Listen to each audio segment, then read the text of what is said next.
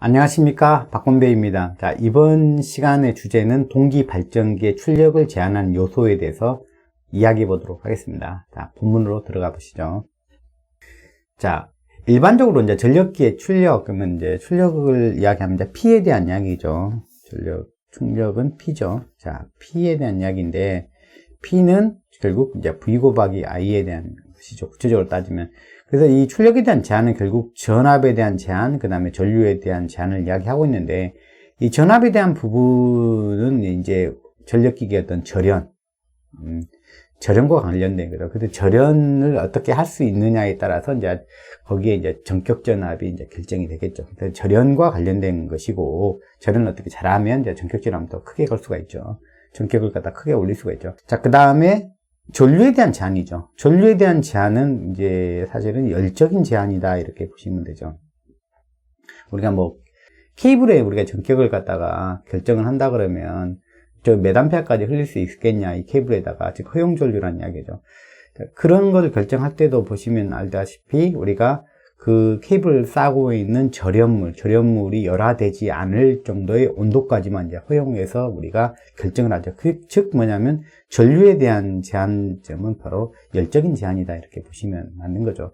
이처럼 모든 전력기기의 어떤 출력을 갖다가, 즉 전격이 결정될 때는 이런 어떤 제한점들이 있다는 이야기죠. 자, 그러면 오늘 이 시간에는 발전기의 출력, 발전기의 유효전력 P를 갖다가 제한하는 그런 요소들은 어떤 것들이 있는지 보도록 하겠습니다.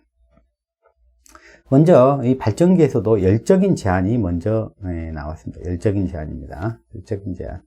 자, 열적인 제한에 대해서는 세 가지를 갖다가 이제 언급을 하고 있습니다. 자, 계자곤선의 과열. 즉 계자곤선도 있는데 계자곤선의 굵기가 제한적이니까 거기에 이제 흘릴 수 있는 전류량도 제한이 될 수밖에 없다. 즉 열적인 제한을 의미하는 것이죠. 자, 이때는 우리가 지난 시간에 우리가 V곡선을 봤었죠. 여기가 이제 역률이 이제 1인점이죠. PF가 역률이 이제 1인점인데, 여기를 기준으로 봤을 때, 이쪽으로 가면 과여자가 되는 거고, 이쪽으로 가면 이제 저여자가 되는 거죠. 자, 그러니까 계자곤선의 어떤 과열의 문제는 저여자 시에 나타나는 문제는 아니겠죠. 여기서는 당연히 과여자 시에 나타나는 문제가 되겠죠. 과여자이면서도 이때는 갖다가 이제 발전기는, 지상 운전을 하는, 모두다, 이렇게 이야기를 했던 것입니다. 자, 그래서 과여자 시에 이제 열적인 제한이 나타날 수 있다는 이야기죠. 그래서 계자곤선의 제한은. 그러면, 자, 이런 선이 이제 거기에 해당되는 라인이 되겠죠. 더 이상 전류를 갖다가 증가시킬 수 없는 어떤 한계점은 계자곤선 입장에서도 존재한다는 얘기죠. 그래서 요 선이 될 거고요. 그 다음에는 전기자 권선의 과열도 여기에 이제 열적인 제한 요소에 또 들어가겠죠. 계자곤선도 굵기가 정해져 있다고 보면 전기자곤선도 이제 굵기가 이제 정해져 있잖아요. 거기다 흘릴 수 있는 전류량도 제한적이다. 그래서 전기자곤선의 과열도 열적인 제한 요소에 들어간다는 이야기죠. 그것은 이제 여기에 들어갈 것입니다. 여기 부분이요. 요 라인이요. 좀 지우고 볼까요? 저기. 자, 요 라인이 되겠죠.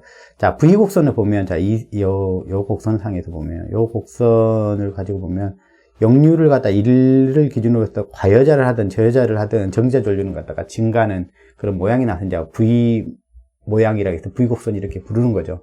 그러니까 어쨌든 간에 전류를 과여자시키든 저여자시키든 전류가 이제 전기 전류는 계속 이제 증가를 하니까 요 라인이 이제 전기자 권선의 과열에 의해서 이제 제한되는 어떤 선이라고 보시면 되겠습니다. 요것은. 자, 그 다음에 요것은 여기서 이제 설명이 좀 어려운데, 물론 유효전력, 무효전력 편에서 제가 한번 설명을 하고 왔습니다.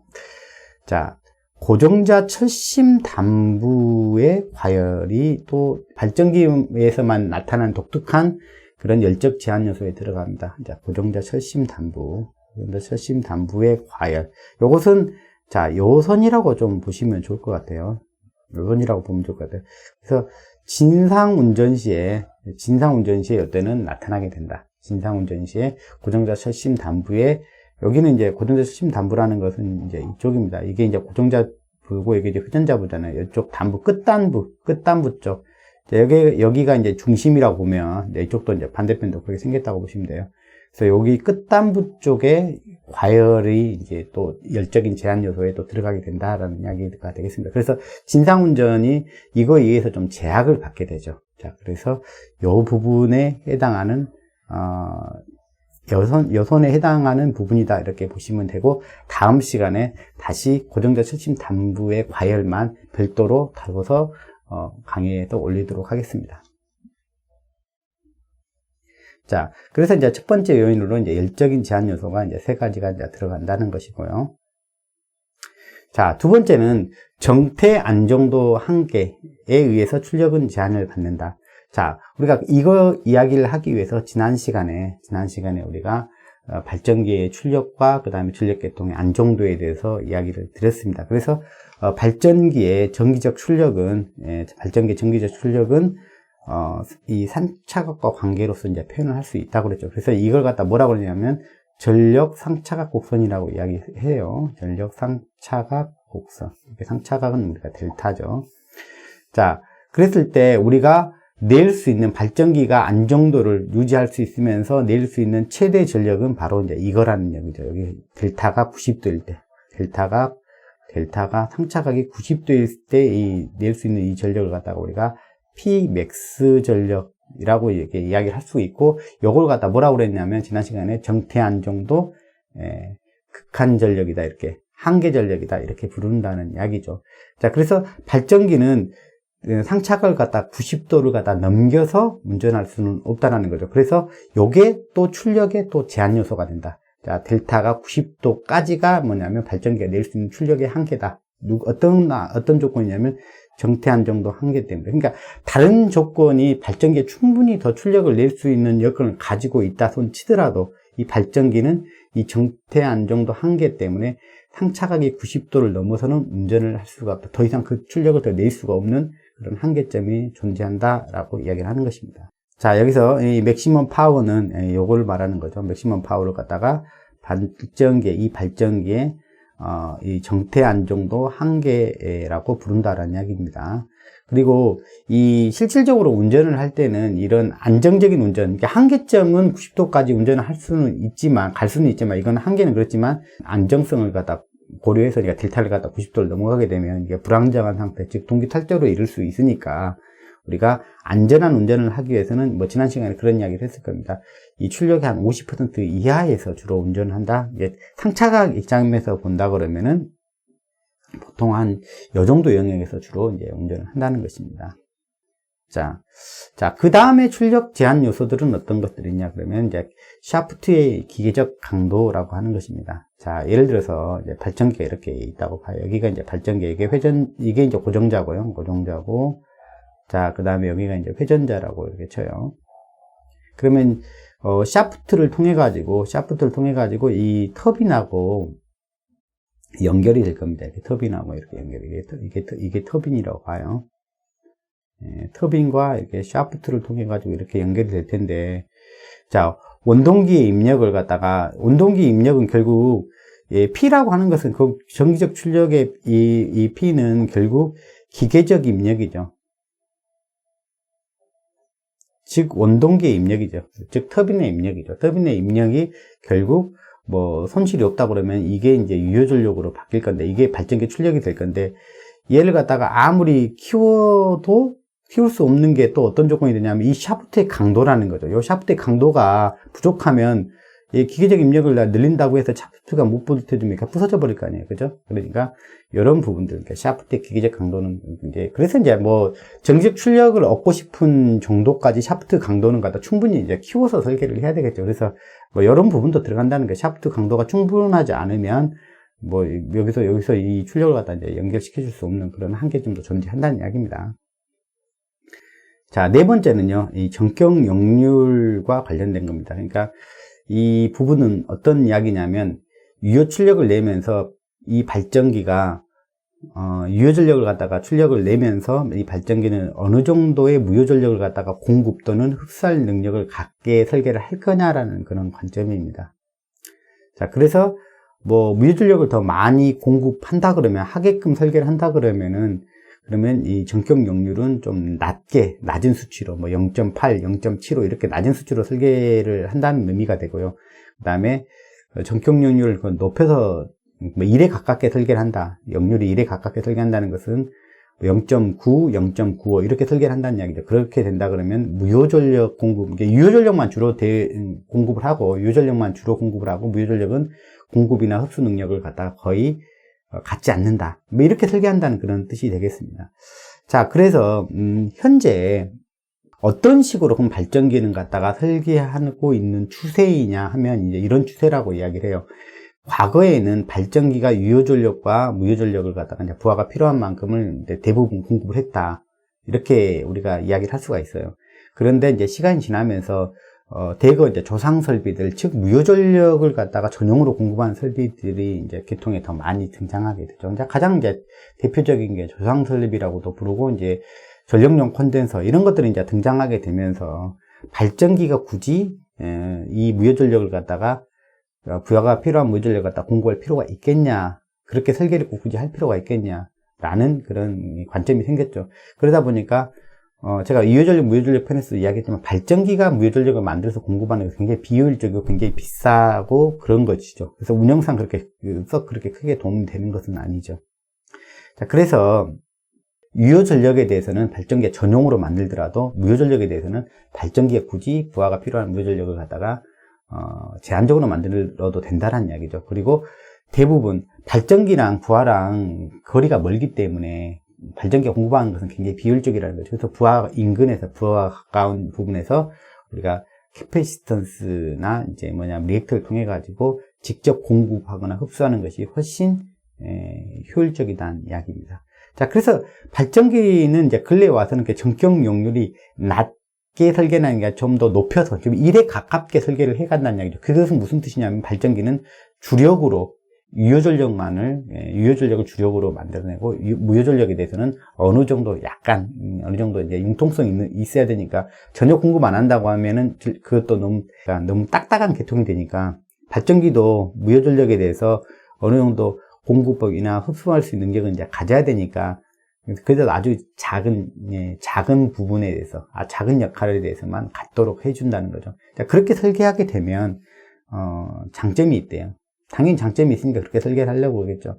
당연히 발전기가 유효전력뿐만 아니라 무효전력도 잘 공급하고 흡수한다 그러면 계통상에 나쁠 것은 없어요. 나쁠 것은 없는데 그렇게 만들다 보면 발전기가 이제 크고 비싸진다는 이야기죠. 크고 비싸지는 그런 단점 때문에 현재는 발전기를 갖다 요런 수준, 전격용률을 갖다 요런 수준 0.9에서 0.5 수준, 지상으로 0.9, 그 다음 진상으로 0.95 수준 이런 식의 전격용률로 이제 만들어가고 있는 상황이다라는 이야기죠. 그렇게 되면 과거에 비해서는 발전기가 좀 더 무게도 가벼워지고 작아지고 사이즈도 작아지고 그 다음에 싸지는 그런 장점이 있다는 이야기입니다. 그래서 전격용률에 대해서 이야기를 갖다가 써놓은 게 있는데 한번 더 읽어보도록 하겠습니다. 자, 여기는 여러분들 한번 읽어보시고, 발전기의 전격용률이 낮을수록 무효전력 공급 범위가 커진다. 이게 어떻게 보면 전력계통 입장에서는 이제 좋은 거죠. 무효전력 공급원이 더 있으니까. 그래서 계통 운영면에서 유리하다고 할 수 있으나 이제 발전기를 만들 때 가격이 상승하고 또 동시에 사이즈도 커지는, 무게도 커지는 그런 단점이, 무게도 증가하는 그런 단점이 존재한다는 것이죠. 그래서 계통 운영 측면에서 있는 건 좋은데 발전기를 갖다 만들 때 제조하는 입장에서 부담이 생기는 것이죠. 자, 대용량 발전기의 전격 출력을 일정하게 하고 전격 출력을 갖다 일정하게, P는 갖다 이제 일정하게 이제 해놓은 상태에서 이제 무효전력에 대한 이야기만 하는 거예요. 전격용률 0.9에서 5%씩 증가시키는 경우 중량은 9% 정도 감소한대요. 그러니까 역류를 갖다가 1에 가깝게 이제 할수록, 즉 이제 무효전력 공급 능력은 떨어뜨리는 거죠. 이제 그렇게 설계할수록 역류를 5% 증가시키면 중량은 9% 정도 감소한다. 근데 중량하고 이제 가격이 같이 감소하겠죠. 전격 역류를 높이면 즉 1에 가깝게 설계를 한다는 이야기죠. 발전기 중량이 작아지므로 발전 가격에 크게 영향을 미친다. 이 부분을 이해를 하셨으면 좋겠어요. 그래서 이제 근래는 뭐냐면 이렇게 가려고 하는 추세라는 얘기죠. 발전기는 전격 역류를 1에 가까운 쪽으로 설계하려고 하는 추세다. 누가 있으니까요. 무전력에 대해서는 누가 해줄 수 있으니까요. 조상 설비들이 그 역할을 해줄 수 있기 때문에 그렇다는 얘기입니다. 좀 더 읽어보도록 하겠습니다. 자, 대용량 발전기에서 요구되는 무효전력 조정 범위 대체로 역률은 0.95 정도다. 그러니까 굉장히 1에 가까운 정도 수준이죠. 진상은 발전기 용량 한계와 단자전압 저하 한도 및 안정도 한계 이내로 하고 있다. 자, 그러므로 대용량 발전기에서 요구되는 역률은 대부분 지상에서는 90%, 즉 0.9를 거의 표준적으로 사용하고 있다는 거. 진상에 대해서는 한 0.95 정도 이렇게 쓰고 있다는 이야기입니다.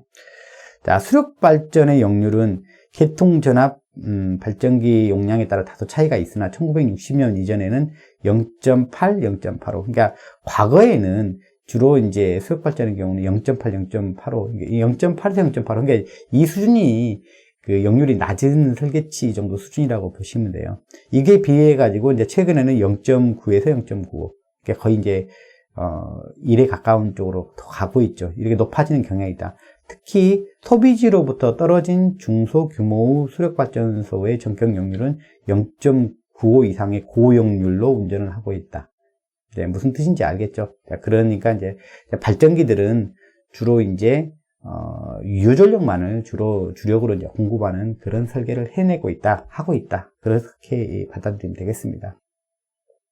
발전기 역률은 70년대에는 0.85가 표준이었으나 근래는 0.9가 일반적으로 채용되고 있다. 그러니까 뭐 0.5가 올라간 거죠. 아까 0.5가 올라가면 아까 뭐 중량이 몇 % 정도 감소한다. 그런데 그거에 따라서 이제 가격적인 부분도 같이 떨어지는 그런 부분이 있겠죠. 자, 그래서 우리가 이런 이야기가 나와도 우리가 이제 이해할 수 있는 것은 전력계통의 운영을 갖다가 좀 이해하면 좋죠. 그래서 유효전력, 무효전력을 갖다가 이해를 하고 있다 그러면 이 말이 이제 무슨 말인지 금방 알 수 있는 것이죠. 그래서 발전기가 무효전력을 갖다가, 그렇죠, 많이 공급할 수 있고 많이 흡수할 수 있으면 무조건 좋죠. 무조건 좋죠. 그건 전력계통 입장에서는 무조건 좋으나 그것은 매우 비싼 유효전력, 무효전력이 될 거예요. 무효전력, 유효전력을 만들더라도. 그리고 부하랑 멀기 때문에 그 무효전력을 효율적으로 공급할 수 있지 않는 상태이죠. 그래서 조상설비를 이용해서 부하 인근에서 무효전력을 갖다가 제어하는 것이, 무효전력을 제어하는 것이, 무효전력을 공급하거나 흡수하는 것이 훨씬 효율적이고 경제적이다. 이렇게 말씀드릴 수가 있겠습니다. 오늘은 동기발전기의 출력 제한 조건에 대해서 알아봤습니다. 자, 다음 시간에 뵙겠습니다. 감사합니다.